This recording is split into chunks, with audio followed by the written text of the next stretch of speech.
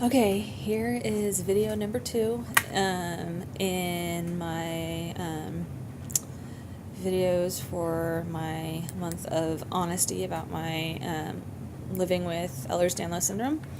And I thought that I should probably explain how I got my diagnosis. For someone with EDS, this is one of the biggest hurdles that we'll deal with.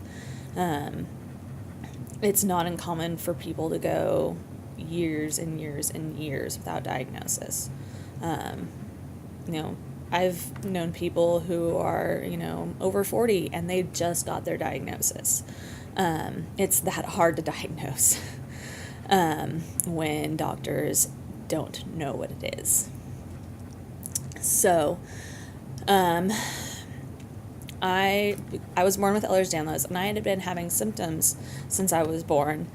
But because I was having symptoms since I was born, I didn't know that it wasn't normal. I didn't know that most people don't have their ankles just collapse on them, or most people can't put their patellas on the side of their knee, things like that. And so it wasn't until I hit about puberty, which is fairly common for this to be an issue for us, that I started having problems that were getting significant enough to know they weren't right. They weren't normal. They were causing problems. So I had started dealing with joint pain and all of that kind of stuff, especially my knees. But because of my age and the fact that I was going through puberty, it just kind of gets brushed off as it's just growing pains.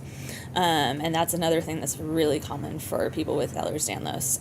Things get pushed aside. It's just growing pains, and people assume that we're just whining a little more. Maybe we have a lower pain tolerance, when it's actually the exact opposite. And so I was in 6th grade, and all of a sudden, over the course of like a few weeks, I went legally blind. I'm talking can't read the big E on the eye chart blind.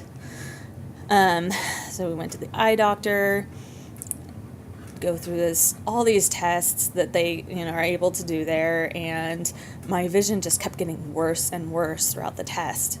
And finally the eye doctor was like, we need to send her to Sacramento. We need to send her to Davis. And so that was kind of where it all started. So we had an HMO, and if you have an HMO, I'm sorry. So, doctor wants us to go see this one specialist at Davis and have these certain tests done. And of course, HMO was like, no, we need to have you see this person first. So it sent me to a pediatric optometrist at one of the other big hospitals down there in Sacramento. All these visits that I'm going to talk about in this time period happened down at all the big hospitals down in Sacramento. So go down there and do the eye tests and all these different things. And like before, my vision got worse throughout the period of the exam. And so couldn't get an eyeglass prescription established. Doctor was like, this is, weird. So my eyes were dilating and everything at the end of by the time we were done. And so I was sitting in a dark room, and the doctor pulls my mom's side. Well, we leave the office, and my mom is crying, and so we go shopping at the mall, and we go have lunch and eat junk food. And I found out the whole reason she left crying was because the doctor had pulled her aside and accused her of Munchausen's by proxy. It's kind of hard to pronounce. Which basically means that she was doing something to me, whether it be physical or emotional, that was causing my vision problems. And that a lot of times people do that as a way of getting attention and sympathy for themselves.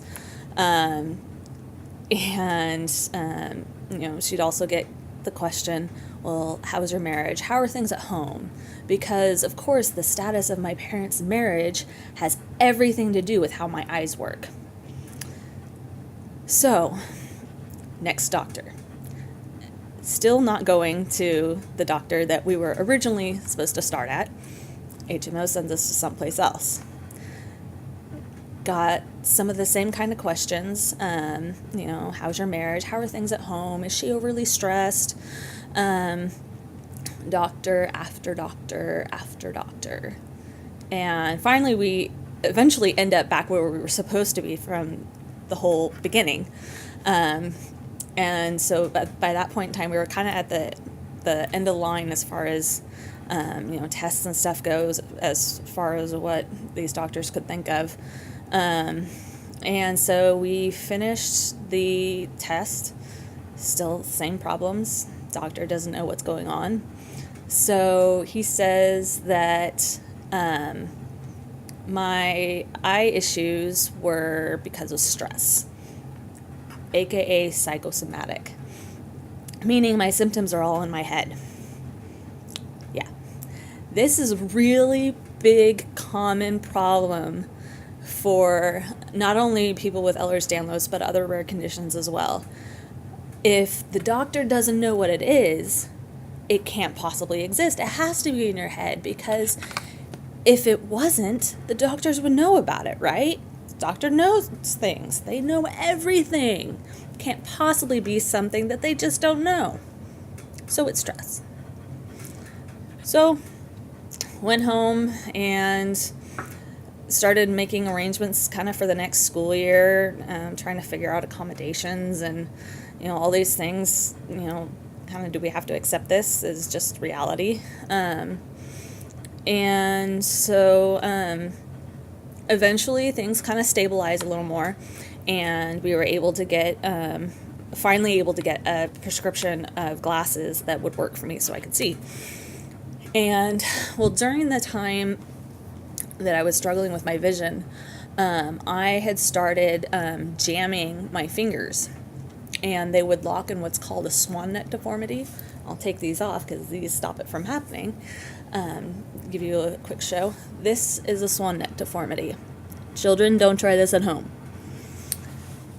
And so I would bump them into something, and then they'd lock like that.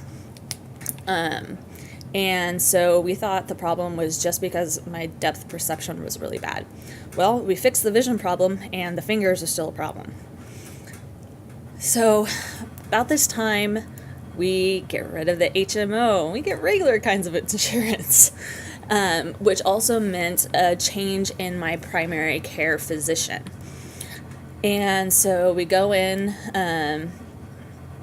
to see this new doctor, and we were gonna kind of talk about, I think their fingers were on the agenda of things to talk about, but I think we're gonna get a prescription for acne or something like that. And so mentioned the fingers, and my mom kind of mentions the issues that we had dealt with the vision, and he was like, do your knees hurt? My mom's like, yeah, she complains about them hurting all the time, but it's just growing pains, right? And so then he basically runs me through what is called the Baton scale. And it's a scale that's used to assess hypermobility, and it's one of the most common tools used in diagnosis. It's not the only thing used for diagnosis with Ehlers Danlos Syndrome, but it's kind of a starting point. And runs me through that, and then does something really weird. He pulls on the skin in the back of my hand, and he's like, He's like, well, I think I know why she had the vision problems. And he explained to me that I had this condition called Ehlers Danlos Syndrome, and that basically the connective tissue that was holding the focusing muscle fibers in my eyes together was so stretchy and so lax the focusing muscles, during this big growth change and all these things going on in my body, the focusing muscles were having to overwork to compensate for the bad connective tissue, and so they would just fatigue super quickly.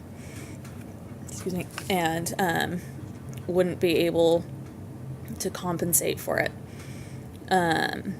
And so that was kind of the start of everything, as far as having to adjust to this whole new reality. And now I know what's going on, but how do I live with it now? How do I prevent injuries? How do I do this? How do I do that? At that point in time, wasn't aware of it, but I had a condition that's secondary to Ehlers Danlos called POTS, or post-orthostatic tachycardia syndrome. It wasn't until I got into high school when my symptoms started becoming big enough of a problem that a cardiologist figured out what was going on. And so just all these things getting to, I guess, be reacquainted with my health. And even then, didn't know a whole lot about it. At this point in time,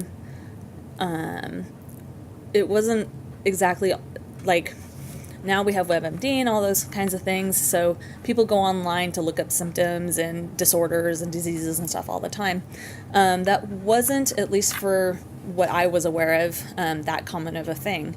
And so I didn't really get into that until I kind of graduated high school, basically. And pretty soon I learned that there was a lot of things going on with me that I just brushed off as normal or just a quirk, or was like, I'll just live with it, that weren't right and needed to be addressed, and all these things. And as various situations would come up, particularly emergency room type situations, I would get doctors that, well, first of all, they wouldn't know what Ehlers Danlos was, or they're like, oh, I heard about that once in med school, or, oh, that's that Bindi syndrome, right? But it always came back to doctors that did know about it, or that at least Googled it, knew that it's typically diagnosed by a geneticist. So I would get doctors who were like, well, were you diagnosed by a geneticist? I was like, no, I was diagnosed by my primary care, who had seen a patient with it before. And he was like, well, if you haven't gotten your diagnosis from a geneticist, you can't really know that you have it. And so finally I was like, fine. And I was able to track down the genetics clinic at Stanford Hospital. And I'm actually wearing a shirt I got there at one of my stays.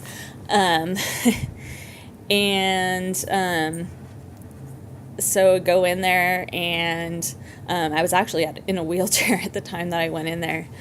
And running through family history and my own history, figured out that my mom and my grandma had it too, much milder versions. Mine's considered severe.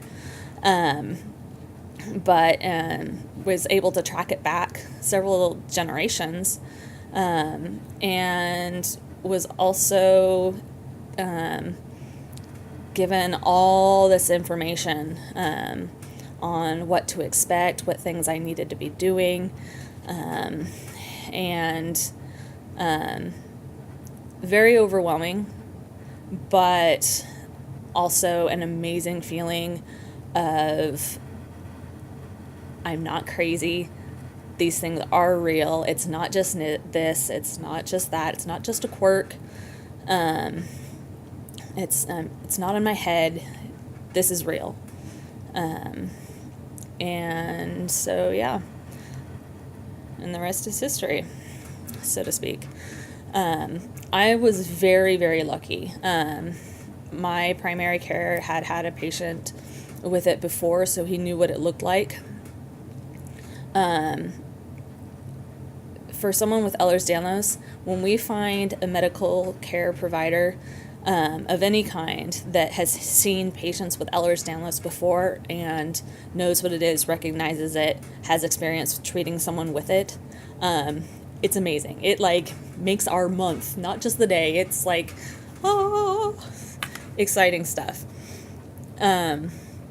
So to get a diagnosis, it's really difficult.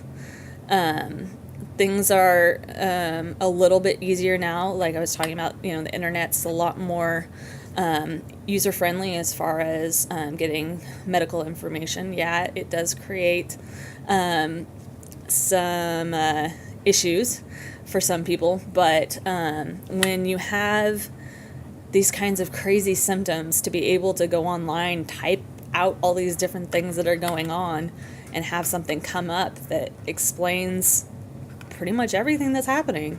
It gives you a guide where you need to go to get your diagnosis, your medical information from a physician.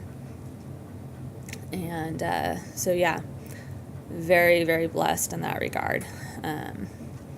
So, yeah. And I will talk to you guys later in my next video, hopefully within the next week or so.